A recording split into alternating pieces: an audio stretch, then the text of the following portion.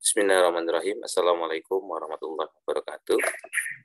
Waalaikumsalam warahmatullahi wabarakatuh. Waalaikumsalam warahmatullahi. Selamat sore, salam sejahtera bagi kita semua. Baik adik-adik, kita akan melanjutkan materi untuk manajemen ternak perah ya. Jadi saya kira dari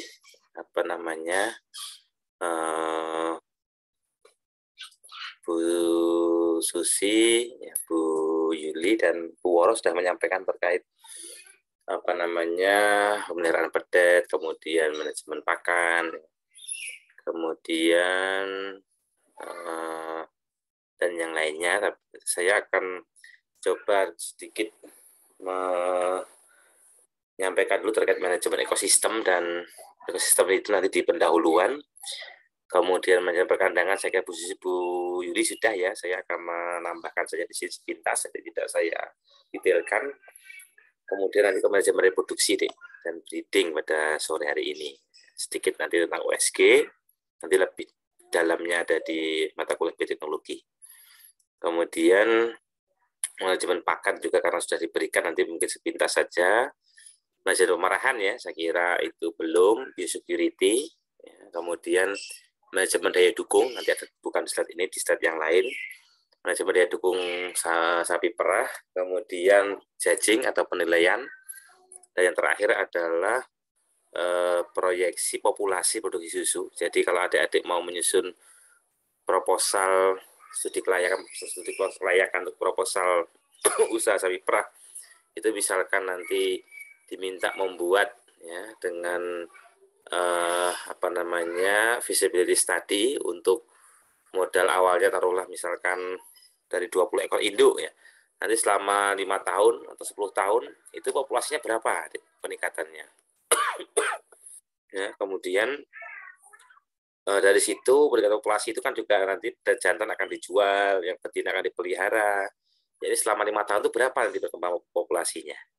Ya, kemudian di situ juga bisa kita dalam perhitungan ekonominya bisa kita hitung nanti untuk pendapatan penjualan pedet umur misalkan 7 hari atau mau berapa bulan, di situ bisa kita perhitungkan pakai koefisien teknisnya. Kemudian juga proyeksi produksi susu. Nah, jadi kalau kita awalnya start di 20 ekor induk, terus selama 5 tahun produksi susunya berapa per tahunnya dengan peningkatan tadi populasinya, itu akan inline dengan proyeksi produksi susu. Sehingga dari proyeksi produksi susu itu kita juga akan mendapatkan, bisa menghitung pendapatannya. Oh, tahun 1 ini produksinya ada, taruhlah misalkan 1000 liter. 1000 liter kali per kilonya berapa per liternya susu itu. Misalkan 8.000 ya 3 kali 8.000, 10.000 kali 10.000. Jadi itu untuk menghitung analisis usaha terkait analisis ekonominya berdasarkan dari proyeksi produksi susunya. Baik, kita mulai.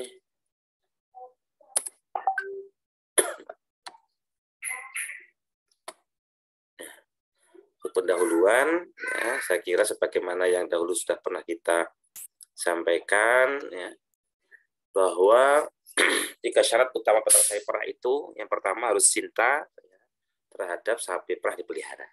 Karena kalau namanya sudah cinta itu, yang jauh jadi dekat, yang berat jadi ringan, yang sukar jadi mudah. Ini penting. Ya, jadi kalau sudah waktunya mencari rumput, ya walaupun hujan, ya dingin, ya, panas, tidak jadi masalah. Karena dia sudah cinta dengan ternaknya. Dan ternak ini makhluk hidup. Ya, ini tidak bisa kita kemudian, wah nanti aja ngaritnya ngasih pakannya di jam 9. Tidak bisa. Ya, ternak perah kalau konsepnya pagi jam 7, tidak bisa dirubah-rubah. Ya, kalau dirubah-rubah dia akan stres, ritmenya akan berubah, produksi susunya akan terdampak. Ya, dan kalau sudah cinta ini manajemennya standar. Ya, standar ini berarti sesuai dengan kebutuhan. Yang kedua, memahami sistem biologi sapi perah. Jadi harus paham sistem biologi sapi perah itu. Oh, sapi perah ini kalau periode pedet teknisnya di mana? Ya, kalau periode nanti dia mau kawin, ya, ini apa yang harus dilakukan secara biologisnya. Nanti setelah beranak, ya, partus, involusi uteri. Ini berapa lama? Ya. Bagaimana supaya kinerja ovarium postpartum, kinerja ovarium setelah beranak juga segera bisa baik dan di IB biar kebuntingannya bisa tinggi bagaimana? Ya, agar induk sapi perah ini bisa one cow one calf in 1 year. Nah, ini juga harus paham sistem biologi sapi perah. Dan yang ketiga, memahami teknologi yang dibutuhkan untuk mengembangkan peternakan sapi perah. Nah, dairy farming is a business and way of life. A 365-day year a job. Ya, jadi memang bisnis dan jalan hidup. Ya. Pekerjaan 365 hari. Ya, kali ini ternak hidup. Well, plant management is the key of success. Sehingga planning, perencanaan yang baik itu adalah kunci sukses. Nah, kemudian ini juga perlu kita ingatkan kembali untuk kunci sukses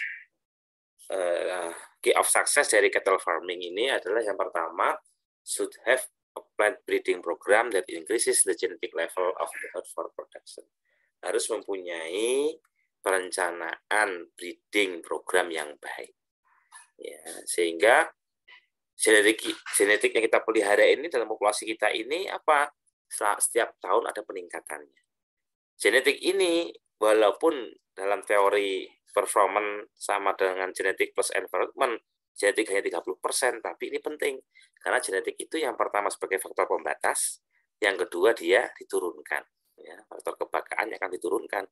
Membatas maksudnya di sini adalah ketika kita salah memilih bibit, ya maka nggak maksimal manajemen kita yang baik apapun lingkungan environment-nya tidak akan maksimal karena dia dibatasi oleh genetiknya tadi. Jadi kalau potensi genetiknya itu hanya produksinya 15 liter per hari, kita kasih pakan yang baik sekalipun lingkungan yang optimal, tidak akan produksinya meningkat menjadi 16, 17, 20, 25, 30, nggak mungkin. Tapi kalau kita bisa memilih bibit yang baik, ya produksinya taruhlah 30, 35 liter, ya kita tinggal mensupport lingkungan, terutama pakan, agar apa? Ya agar yang poin 2, ya agar maksimum genetic ability ini bisa dicapai. Ya, jadi genetik ini penting karena satu faktor pembatas, dua sebagai faktor kebakaan yang diturunkan. Yang kedua, should have a feeding program designed to help cows produce at maximum genetic ability. Harus mempunyai program feeding ransum yang baik sehingga dapat mensupport, membantu ya sapi perah ini menghasilkan maksimum genetic ability-nya. Kalau maksimum genetic ability 35 liter ya bisa diraih 35 liter di puncaknya. Begitu. Problematika ya di yang awal-awal sebagai pelaku usaha awal itu tentunya berkaitan dengan kualitas produknya ataupun kuantitasnya. Karena masih mencari ritme, masih belajar bagaimana mendapatkan bibit yang baik. Karena bibit akan sangat berpengaruh terhadap produksi dan kualitasnya. Manajemen pakannya bagaimana agar produksi susunya bisa maksimal, optimal, kualitasnya juga baik, layak, acceptable, bisa diterima baik di IPS ataupun di pasar. Nah, ini. Karena kalau kita punya produk yang baik ya akan diterima oleh pasar. Ya. Begitu pula ketika kita bicara sapi potong juga begitu. Kalau problematika peternak awal itu ya belum dikenal pasar, belum kenal jagal, saya katakan begitu.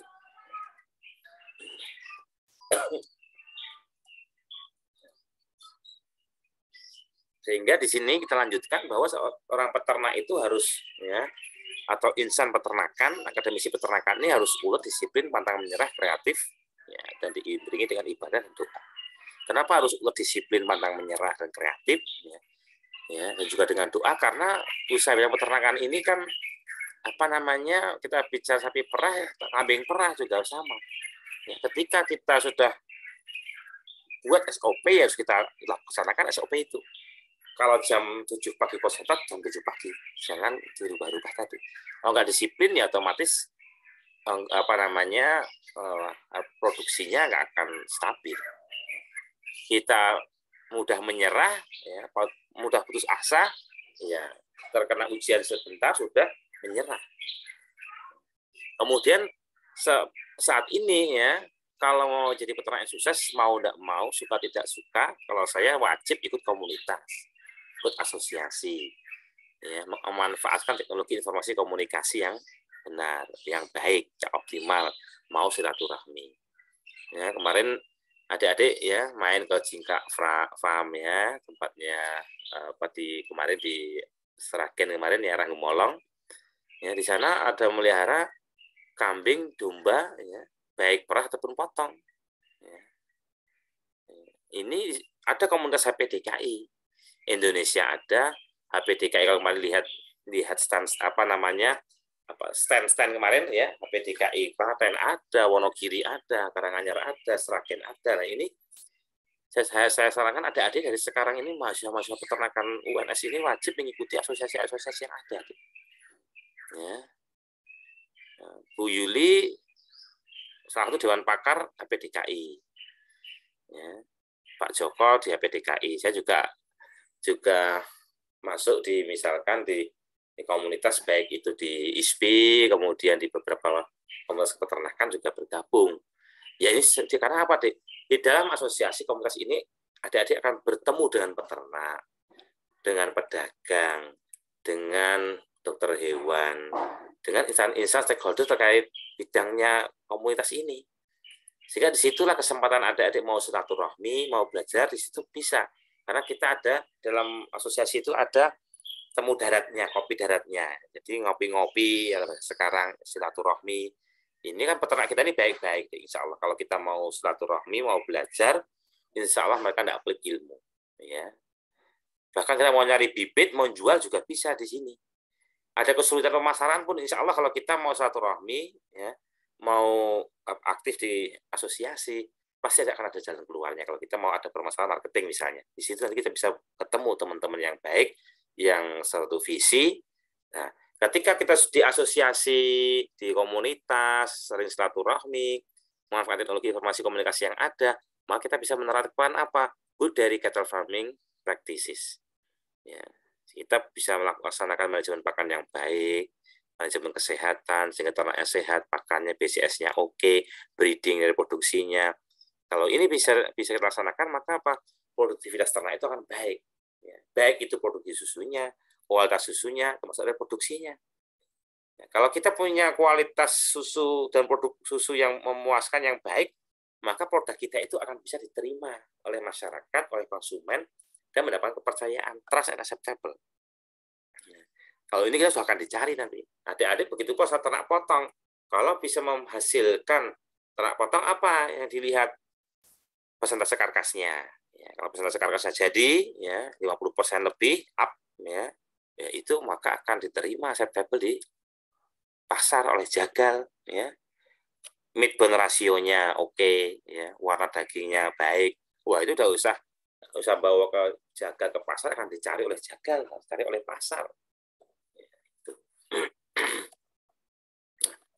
Sedangkan untuk pendanaan ya,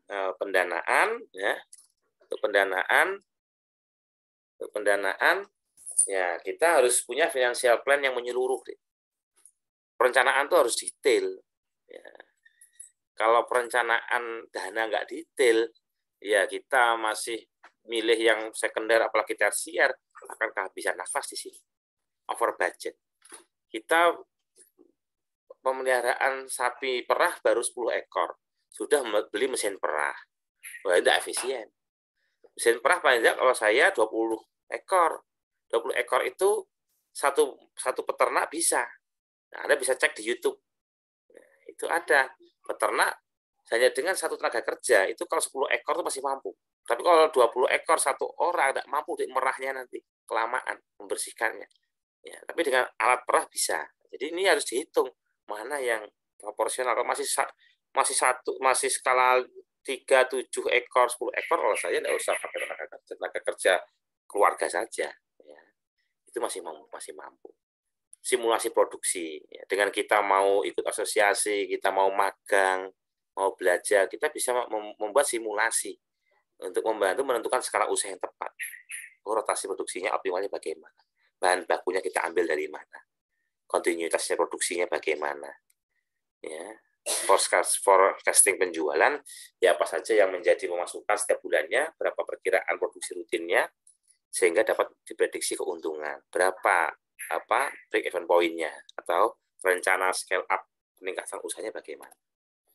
Ya, SDM tentunya kita juga perlu perhatikan kalau mau berusaha, apapun itu, kambing perah, sapi perah, ya, ini harus mempunyai pelaksana hariannya, harus memiliki skill, pengetahuan dulu, punya keterampilan, skill, dan ada kemauan terus belajar, mengembangkan diri. Ya ini mahasiswa jangan sampai nggak punya semangat untuk kritis, mau belajar mandiri, jangan. Jadi sekarang ada perbanyaklah magang, walaupun sekarang tantangannya ada PMK, ya Bismillah, insya Allah masih ada peternak-peternak, insan peternakan yang mau menerima adik-adik untuk magang. Nah, manajemen ternak perah, kita tidak bisa masuk ke CV Mawar Mekar, ya, ada solusi asisten silaturahmi, ada di daerah Gemolang kalau tidak salah, ya.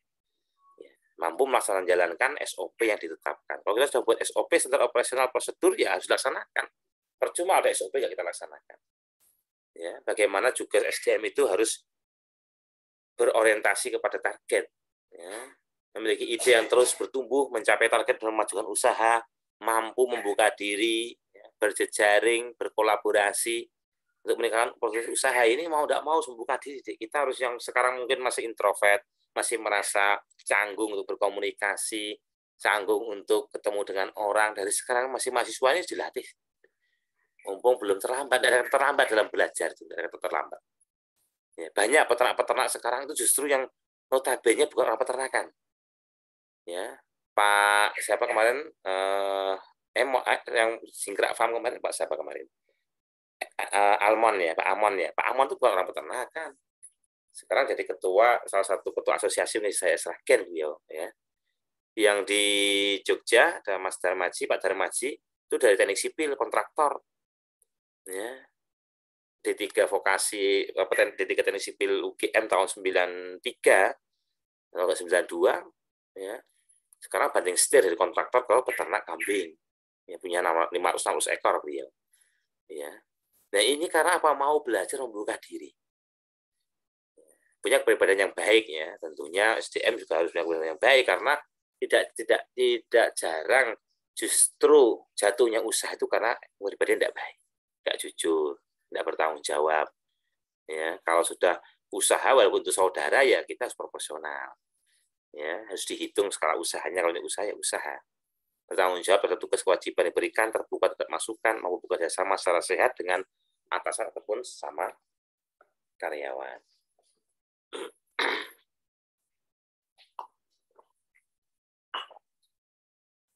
Di dalam perkandangan sudah disampaikan, ya.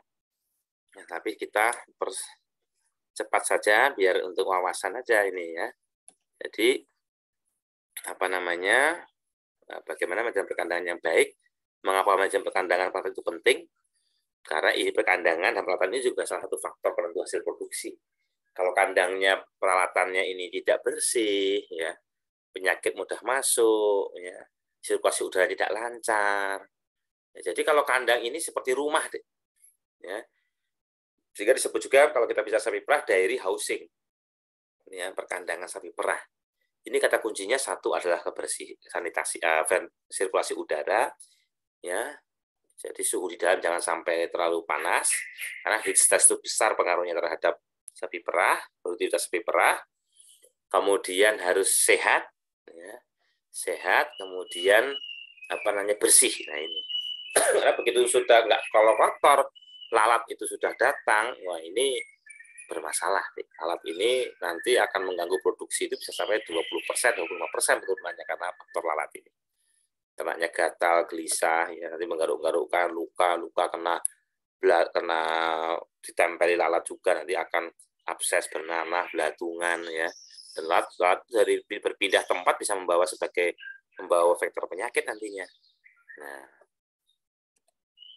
bagian-bagian kandang ada atap, dinding dan ventilasinya, selokannya, lantai. Ini kita ambil dari beberapa tempat lokasi magang teman-teman semua, ya kan. Nah, ini, ya. Ini peralatannya. Kandang sapi laktasi, kandang heifer, ya. perbandingan kandang, macam-macam kandang, ya, kandang koloni, kandang individu, ya. Nah, seperti ini, kalau seperti ini kan bersih, nyaman, ya, ini pertumbuhannya juga akan baik, produktivitasnya juga baik, masih bisa ditekan, ya. Nyaman, ternaknya, kebersihannya ada. Ya.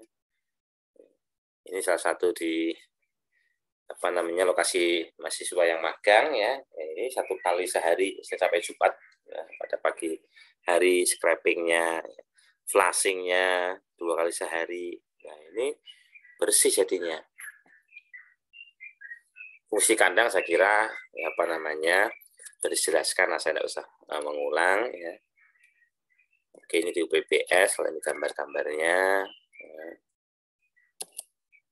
Sebagian, ya, ada yang di UPBS, ada yang bukan.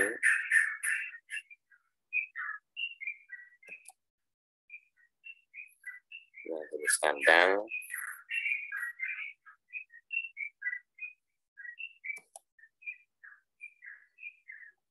Oke. Milking hospital, ya, ini kalau di BPS seperti ini, ya, terpisah. Kalau sudah sakit, ya, mastitis misalnya, ya jangan kiprahnya harus pisahkan dengan yang sehat.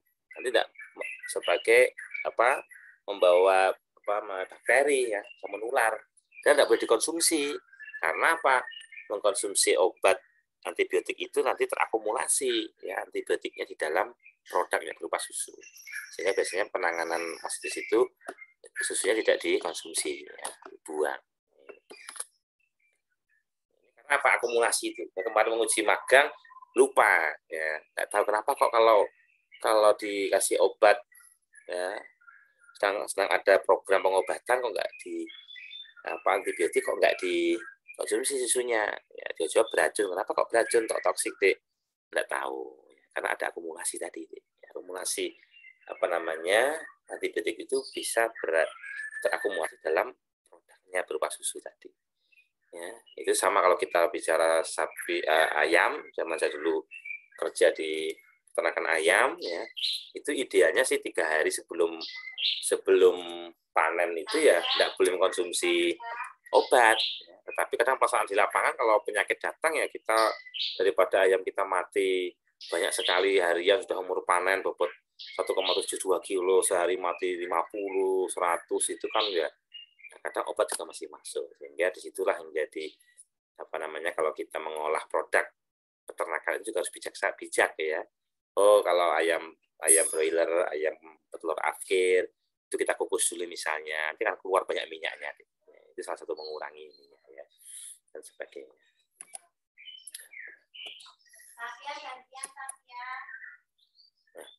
Oke, kita ke manajemen produksi untuk sore hari ini. Manajemen produksi itu tujuannya adalah bagaimana peningkatan satu populasi dan produktivitas ternak, ya. Karena pada sapi perah itu sapi bisa menghasilkan susu kalau dia beranak, kan begitu. Ya. Mamalia juga sama. Sehingga harapannya one co, 1 induk, one calf, calving, beranak in 1 year, dalam 1 tahun. Nah, untuk bisa one co, one calf in 1 year ini, adik-adik, yang pertama tentunya kita harus memperhatikan skor kondisi tubuh atau body condition score. Ya. Kalau kita BCS idealnya ini, kalau di dalam sini kan 3-4. Kalau saya 3-3,75. 4 ini sudah agak warning begitu, ya. Karena kalau terlalu gemuk ini justru akan bermasalah reproduksinya, ya. Karena kalau gemuk, lemak ini juga selain di organ dalam, visceral, dia juga di organ reproduksi. Nanti akan melapisi ovarium, testis. Ovarium berarti akan berpengaruh ke oogenesisnya. Dan di lapangan saya beberapa kali ketemu dengan peternak yang terlalu gemuk, ya, itu juga ternyata repeat breeder, ya. Kawin berulang, ekspresinya lebih dari 2 rata-rata, terlalu gemuk. Ya, harus 3 kali begitu baru jadi, ya, baru bunting. Jadi BCS ini menjadi penting diperhatikan karena BCS ini kan akumulasi dari manajemen nutrisi. Manajemen pakan yang baik ini terakumulasi dari BCS-nya. Kalau BCS 3 ini yang paling mudah kalau saya 3 tulang rusuk ini tampak tapi tipis. Nah, ini kalau tipis 3 tapi tipis, ini berarti ternaknya sudah baik ini. Karena kalau BCS-nya ini kurang dari 2,5, itu baik secara teori ataupun praktek, ya itu angka konsepsinya rendah, jadi IB akan nggak jadi. Nah, kita sering penelitian baik pada domba, kambing, sapi dengan gertak birahi, maka apa yang terjadi? Responnya hampir 100% responnya. Tapi angka konsepsinya rendah bagi yang BCS-nya rendah. Nah, sehingga kalau ini BCS-nya ideal 3 sampai 375, maka pedetnya sehat, ya, induknya juga sehat, nanti involusi uternya bisa tepat 45 hari. Ya setelah itu maka dia aktivitas ovariumnya cepat. Nah, setelah itu siap kawin lagi, kemudian cepat bunting karena ekspresinya bisa hanya 1 atau 2. Kemudian beranak juga tidak masalah, karena kalau lebih dari 4 juga bermasalah di stokia dan sebagainya. Nah, ini BCS ini penting kalau reproduksi. Yang kedua juga bagaimana ternak itu harus sehat dari penyakit reproduksi. Kemudian yang ketiga, peternaknya ya itu juga harus paham bagaimana ciri-ciri ternak yang birahi, juga harus perhatikan ya. Kapan waktu mengawinkan yang paling baik ya, mengawinkan yang paling baik itu kapan, kita bahas di belakang. Ya, BCS ini kalau 3 itu tidak mudah stres. Pedet akan lahir normal dan induk tidak akan meninggalkan pedet. Pedet mendapat cukup susu dari induk, pedet hidup dan pertumbuhannya normal, induk bisa bunting lagi, peternak untung.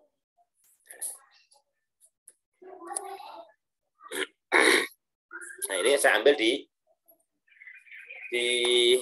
apa namanya, di salah satu apa namanya referensi begitu ya.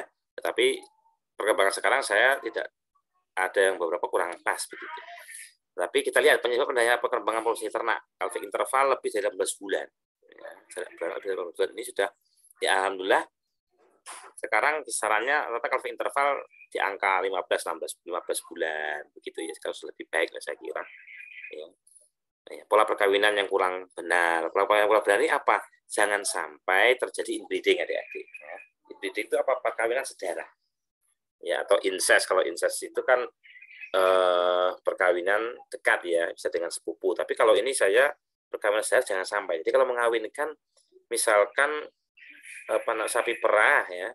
Sapi perah ini jangan, ataupun sapi perah ini kalau bisa macam sapi perah, jangan sampai bapak ngawini anak, apalagi simbah kakek ngawini cucu.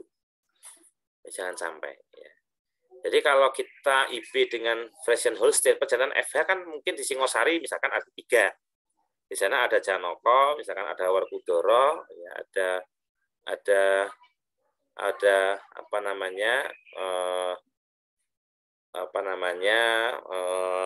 Joni misalkan begitu ya. Ini jangan sampai kalau pertama dikawinkan dengan Arjuna ya Janoko, ya jangan dikawinkan dengan Janoko lagi besok anaknya. Kalau betina kan dipelihara biasanya.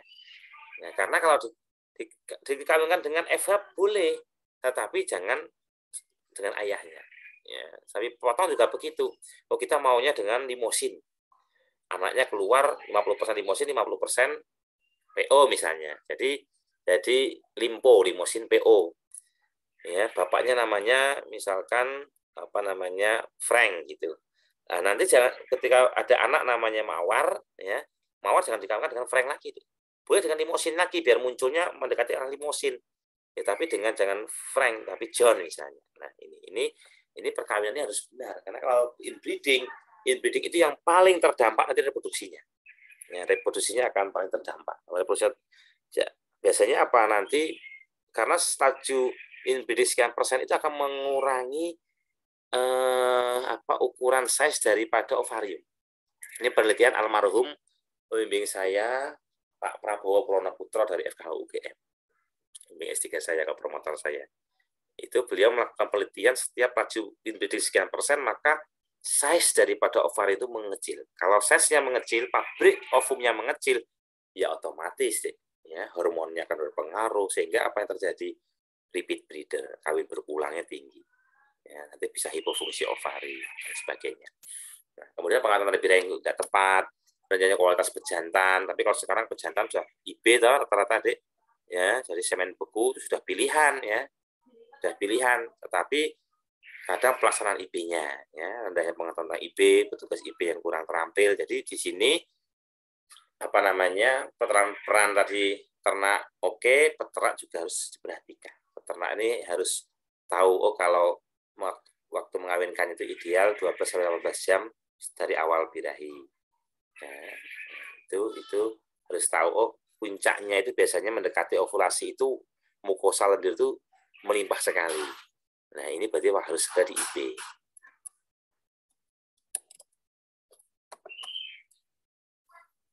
Nah, betina sifat kita perhitungkan kalau sampai perah ya, sifat keindukannya, materi hybridnya harus baik. Kalau kondisi tubuh 3-3,5, 3,75 lah masih oke. Badan tegap, sehat, tidak cacat, tulang pinggul dan ambingnya besar. Karena kan ini ambing itu kan pabriknya sapi perah itu kan satu ya. Pabrik hidupnya sapi perah itu satu di rumen, kedua di ambingnya. Kalau rumennya besar, bagus, proses rumennya berjalan dengan baik, ya, maka ambing sebagai pabrik susu kedua ini bisa memproses merubah dari nutrisi yang ada di darah hasil dari proses fermentasi di rumen dan metabolismenya nanti bisa diproses menjadi susu, ya, karena akan berpengaruh untuk satu intake nutrien dalam darah itu sangat berpengaruh jadi ambing, ya. Lama birahi dan tanda-tanda birahinya ini juga diperhatikan. Idealnya kan 24 jam bisa sampai 36 jam, tapi rata-rata kan 24 jam. Waktu yang paling tepat mengawinkan di sini 12-18 jam. Ya, nah itu. Jadi selain itu melihat ini ya, kalau ini penelitian bimbingan saya dulu Mas Trimurno ini angkatan 2008, termasuk istiqomah sampai sekarang, dia sejak lulus tahun 2000 berapa dia lulus itu ya, kalau nggak 13 ya, itu sekarang masih di Calon Popan. Ini sudah punya posisi di hatchery ya. Nah, ini kalau sudah melimpah juga lendirnya ini ya, mukosanya itu ya, ini sudah berlimpah, harus dikonfirmasi. Karena kadang kalau peternak itu kan kalau pakai jam saja itu terkadang kan masih pakai jam saja kan terkadang tahunya misalkan jam 7 pagi, padahal awal dari jam 3 pagi misalkan. Ya, jadi 12 jam itu sebagai patokan 12-18 jam, tapi kita juga melihat kondisi realnya. Oh, kalau mukosa sudah begitu melimpah ya harus segera dikawinkan. Ini kenapa kok bisa abang abu anget ya, membengkak, ini kita lihat dengan jangka sorongnya, kemudian warnanya kita lihat, suhunya, mukosanya ini karena apa? Karena adanya estrogen. Estrogen itu kan hormon seks behavior. Ketika estrogennya tinggi, maka peredaran darah di organ genital itu cepat. Karena cepat di situ maka memerah, membengkak, ya, hangat. Nah, ini karena peran dari hormon estrogen. Ya, estrogen ini dihasilkan oleh apa? Oleh folikel. Folikel bisa berkembang kalau ada apa? Ada FSH. Hormon FSH ini hormon apa? Hormon protein. Jadi protein pakan juga harus diperhatikan.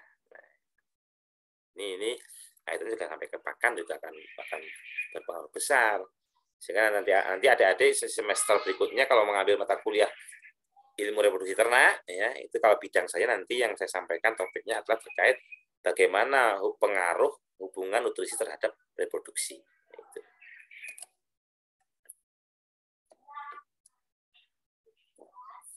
Kalau ini bisa dilihat juga dengan pengamatan dengan USG ya, CL dan folikel ya.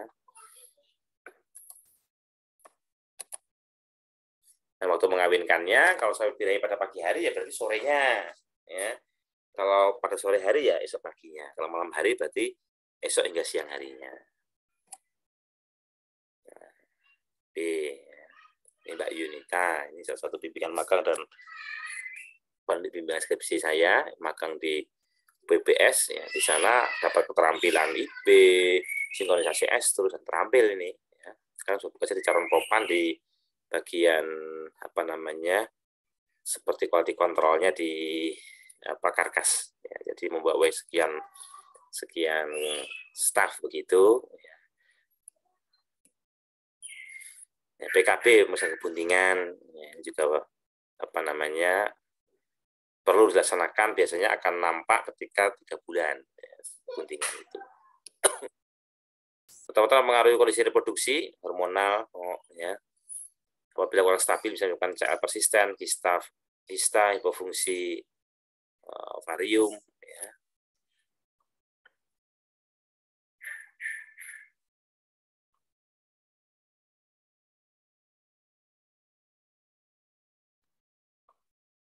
kita lanjutkan. Ya, pengolahan ternak kalau kurang baik akan berpengaruh terhadap gangguan reproduksi, ya, penyakit ternak menular, ya, bakteri, virus, protozoa, anatomi, ya, siklus sapi perah, siklus betina. Nah, bisa kita lihat.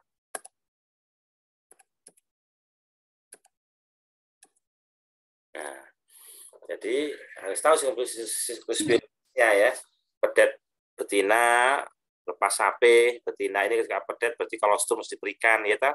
Bu Walu sudah menyampaikan kolostrum ini penting karena kolostrum ini maternal immunity. Ya, imunitas dari apa namanya? Induk. Itu kolostrum diberikan. Kolostrum itu susu hari pertama sampai hari ketiga ya atau hari ketujuh biasanya, tapi referensi tidak ada yang membantah sampai ketika itu antibodi sangat tinggi. Yang kedua, dia juga punya sebagai faktor pencahar. Ya. Karena selama kebuntingan itu kan ada metabolisme, nah ini kan harus dikeluarkan. Ini ketika dengan kolostrum ada faktor pencaharnya. Sehingga kalau kolostrum dari induk tidak ada, induknya mati, diambil dari kolostrum yang lain. Kalau tidak, ya kita buat kolostrum buatan. Ya, bisa ada tambahan kuning telur, ada minyak, dan sebagainya. Ini juga agar fungsi-fungsi antibiotik, antibodi, dan terkait faktor pencahar juga ada. Pada lepas sapi, ya, dewasa kelamin, ya, ini sampai bobotnya, dewasa tubuhnya nanti di awal dikawinkan itu bisa mencapai 270 kilo. Ini berapa bulan? Ini saya kira sudah disampaikan kemarin ya. Kawin, sapi darah bunting, partus beranak, ya, induk mulai laktasi, involusi uterus, ya, dikawinkan, ya, laktasi bunting, partus seperti ini terus sampai kalau induk itu kan sampai 10-12 tahun. Kalau kambing, ya ini kambing kan masih kawin alam. Ini adik-adik bisa belajar, misalkan main ke Intrafarm kemarin, main ke Mas Muhammad, bimbingan seperti saya itu di Toh Kuning, dia punya 200 ekor lebih. Ya, nah, ini bisa tahu bagaimana cara reproduksi supaya 8 bulan sekali iding-iding intervalnya. Ya, nah, ini juga salah satunya dia menerapkan apa? Setelah beranak, involusi uter 45 hari, sampai 45 hari, hari ke-50-60, birahi kedua baru dikawinkan. Dan kawin alam ya kalau pada kambing, sehingga ekspresnya hampir satu.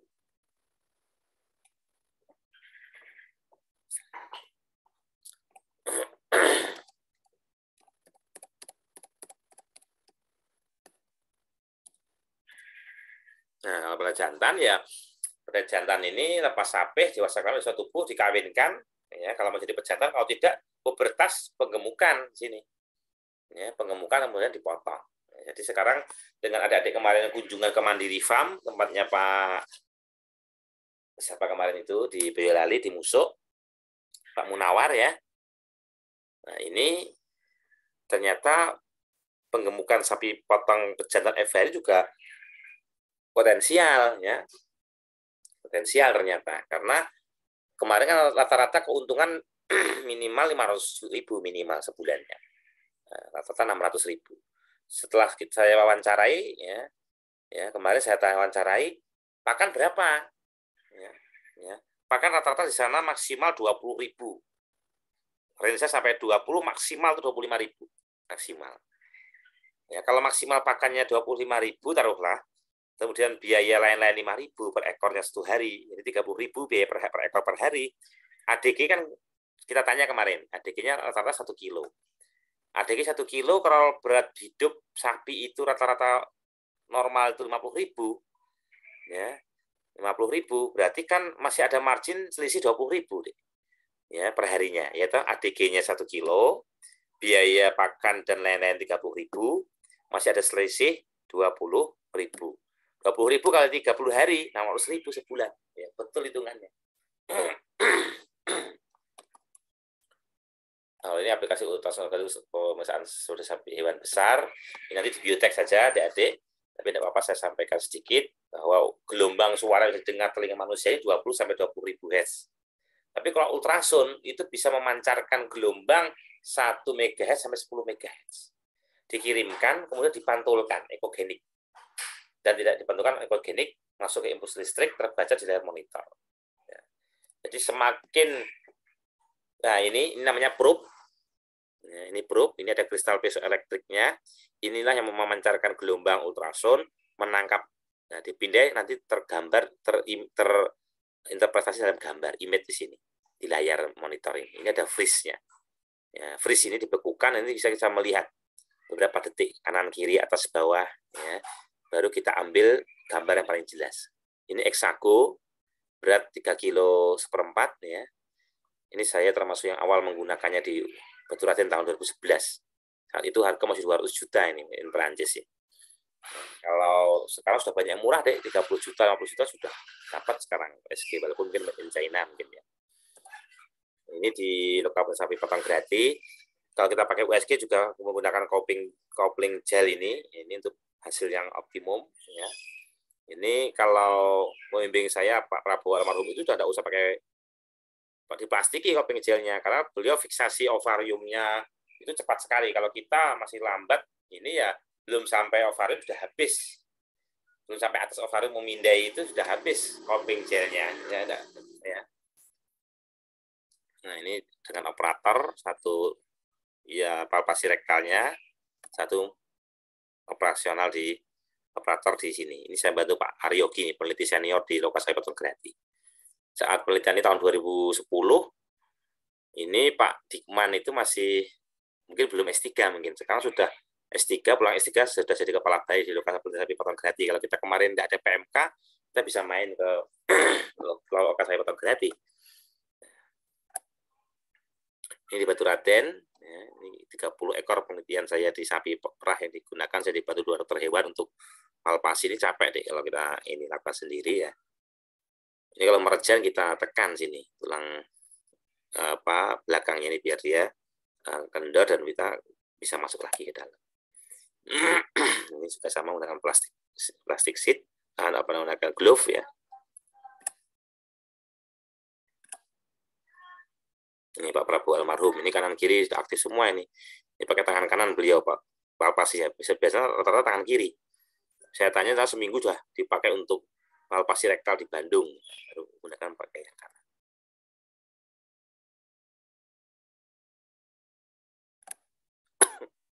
Ini CL, ini folikel ini hitam layarnya. Kalau CL tadi abu-abu di sini. Nah, karena sudah ada kenyal, dagingnya ada apa namanya jaringannya. Kalau ini cairan itu baik folikel atau amnion hitam. Ini saya kira nanti di mana nah ini umur kepentingan sapi umur 24 hari, ini embrio dan kantong amnionnya ini 19 hari ya. Nah, ini ketika buntingan di kiri, di kanan ada CL. Karena CL ini kan mempertahankan buntingan. Bagaimana cara CL mempertahankan pembuntingan? Satu, dengan feedback negatif, dengan hipotalamus, sehingga GNRH ditekan, GNRH diblok, ya.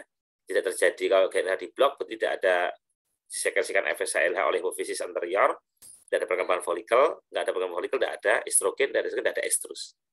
Ya, karena kalau bunting ada estrus ini kan bisa pergerakan seperti itu ya bisa menyebabkan keguguran ya, kemudian membuat posisi strong position pada endometrium penggantung uterus, mencegah adanya progesteron juga menyebabkan bisa mencegah terjadinya kontraksi ya, kemudian menstimulasi perkembangan kelenjar mame, kelenjar susu. Jadi ketika bunting kan ambing membesar ya, kalau pada perempuan, ibu-ibu sudah hamil berarti payudara mulai berisi. Ini karena progesteron ini. Progesteron dihasilkan oleh apa? Oleh globus luteum. Ini ketika ada embrio, ini kantong amnionnya, kita cek pasti akan ada CL-nya. Nah, ini buntingan sapi umur 45 hari, tulang iga ini putih ya, tulang ini putih. Karena semakin keras benda, maka tergambar di image itu semakin warnanya putih. Ini kebuntingan kembar umur 39 hari. Baik, saya kira ini kemudian kita buka sesi diskusi.